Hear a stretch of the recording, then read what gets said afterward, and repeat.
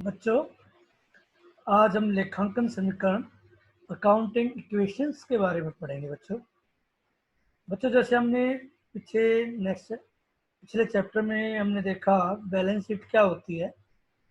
जैसे कि आप देख रहे हो, बैलेंस शीट के अंदर कैपिटल और लायबिलिटीज लेफ्ट साइड में आती हैं और एसेट्स राइट हैंड साइड में आती हैं। यानी हमेशा कैपिटल प्लस लायबिलिटीज एसेट्स के इक्वल होता है।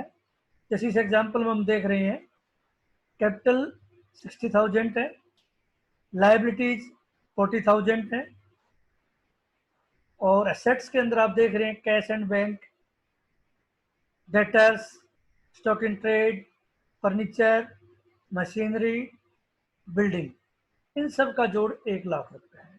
यानी व्यापार में जो हमारे पास एसेट्स होती हैं, या तो वो खुद के पैसे की होती हैं या उधार के लिए हुए पैसे की होती हैं।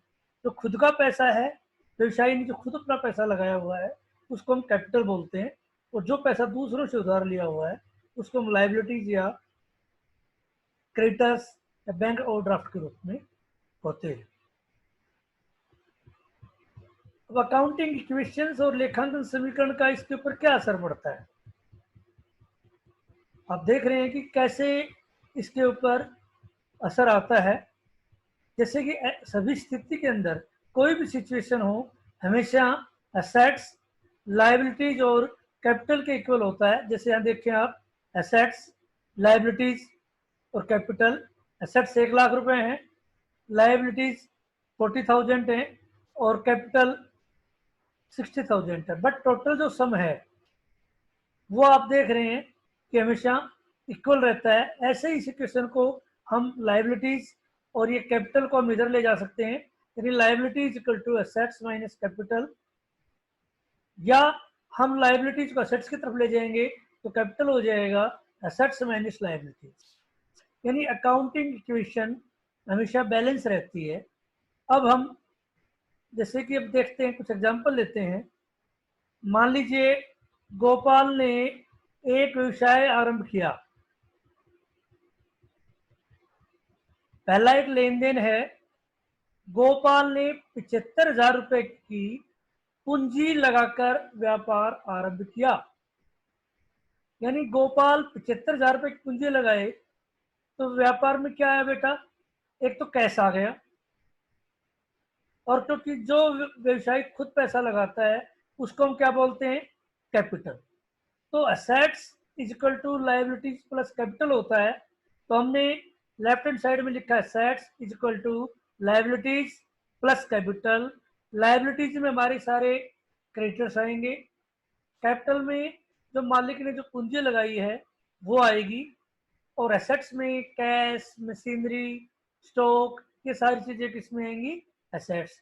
तो इस केस में 75,000 रुपए आप देख रहे हैं कैश में लिखेंगे, और लायबिलिटीज में 0 और कैपिटल 75,000। आप देख रहे हो कि इस सिचुएशन के अंदर भी इक्वेशन बैलेंस रहती है, यानी संतुलित रहती है। दूसरा एक लेन देन और देखते हैं। गोपाल ने 5,000 रुपए का नगद फर्नीचर खरीदा। यानी गोपाल ने जब फर्नीचर खरीदा तो उसके 5,000 रुपए कैश कम हो गए उसके बिजनेस से, और उसके बिजनेस में एक एसेट्स आ गई जिसको हम फर्नीचर बोलते हैं। तो इस लेन देन का क्या प्रभाव पड़ा, आप देख रहे हैं कि कैश 75 से 5 कम हो गया है, तो हमने लिख दिया है इसके अंदर से। पहले हमने ओल्ड ट्रांजेक्शन लिखी थी 75,000 0 75,000, फिर नई ट्रांजेक्शन में हमने क्या किया, 5,000 रुपए लेस हो गए कैश के रूप में।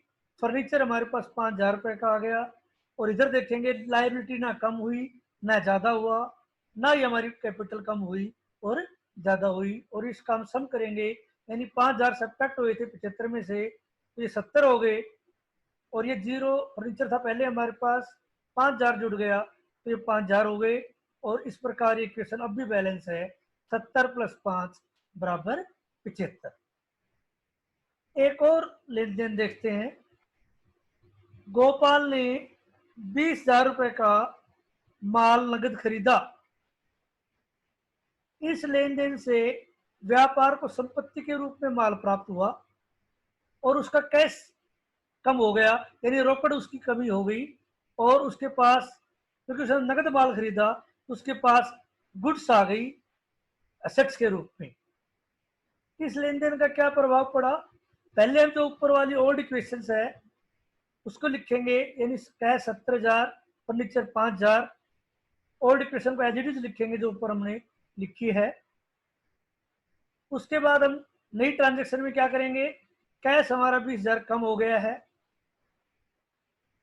फर्नीचर पर कोई फर्क नहीं पड़ा, गुड्स हमारे पास 20,000 के आ गए हैं, और लायबिलिटीज और कैपिटल पर हमारे पास कोई फर्क नहीं पड़ा है। तो इस प्रकार इस काम करेंगे, 70 में से 20,000 हमारा कम हो जाएंगे, 50,000 हो गया, फर्नीचर 5,000 का हो गया, goods as it is, sorry 20,000 की ऐड हो गई, और लायबिलिटीज और कैपिटल पे कोई फर्क नहीं पड़ा। और अब भी हम इस क्वेश्चन को देख रहे हैं, 50,000 प्लस 5 प्लस 20 बराबर 75,000, यानी ये हमेशा बैलेंस रहेगा। एक और क्वेश्चन देखते हैं बच्चों। गोपाल ने 16,000 रुपए का उधार माल खरीदा। इसमें माल हमने कैसे खरीदा?